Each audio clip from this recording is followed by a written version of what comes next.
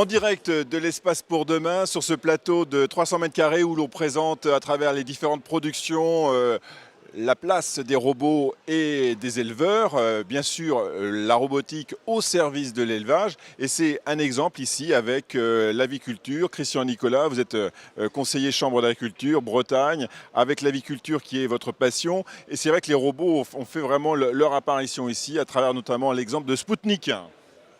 Alors c'est la deuxième année que ce robot en fait est présenté au space.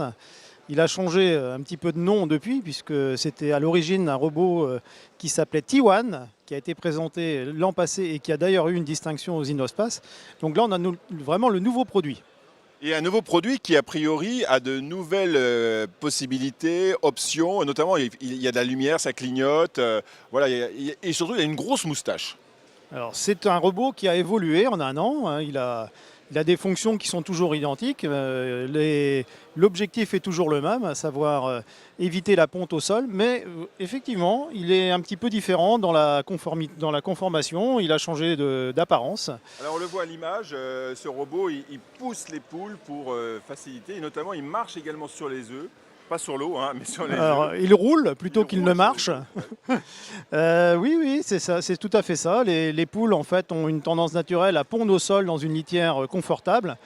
Donc le robot est là pour reproduire ce que fait l'éleveur habituellement en l'absence de robot, à savoir les déranger, les faire monter sur les caillebotis pour qu'elles aillent pondre dans les nids et non pas au sol.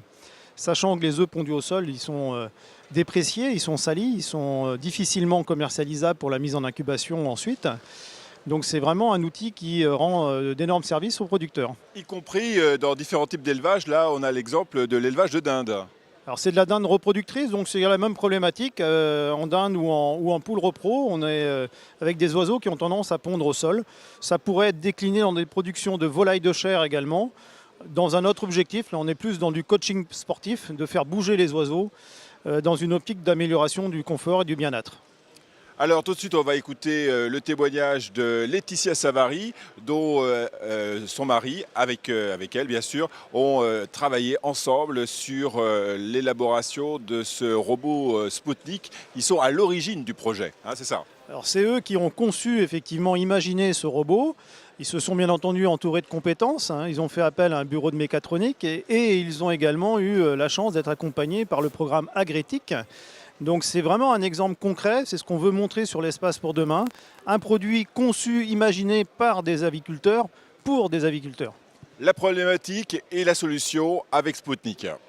Je suis avicultrice, j'ai un bâtiment de poules pondeuses reproductrices depuis 2006, un bâtiment de 1500 mètres carrés.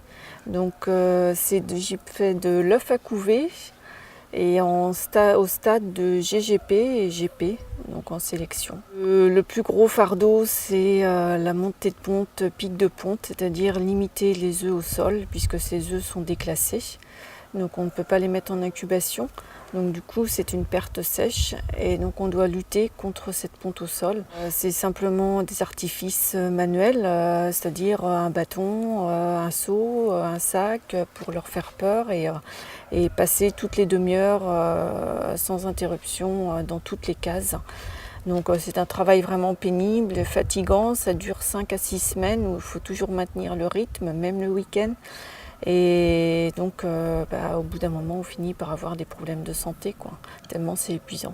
Donc du coup on a eu envie d'essayer Spoutnik et ça a été quelque chose qui nous a apporté beaucoup de bien-être sur ce dernier lot. On a mis le robot Spoutnik quand les poules étaient à peu près à 10% de ponte. Donc on a commencé tout doucement en le mettant 1 heure par jour et puis après on a augmenté au fur et à mesure que la ponte augmentait. Et donc il retournait sans cesse dans la case. Et donc du coup on a réussi à baisser la ponte au sol de 60% à 7% en 3 semaines. Chose qu'on n'arrive pas à faire quand on passe avec un artifice manuel, quoi. Un grand soulagement au niveau de la pénibilité. Voilà, c'était le témoignage de Laetitia Savary. Merci Christian et on se retrouve à un autre moment pour vivre les belles heures de la robotique, de l'élevage sur l'espace pour demain, le grand rendez-vous de Space 2017.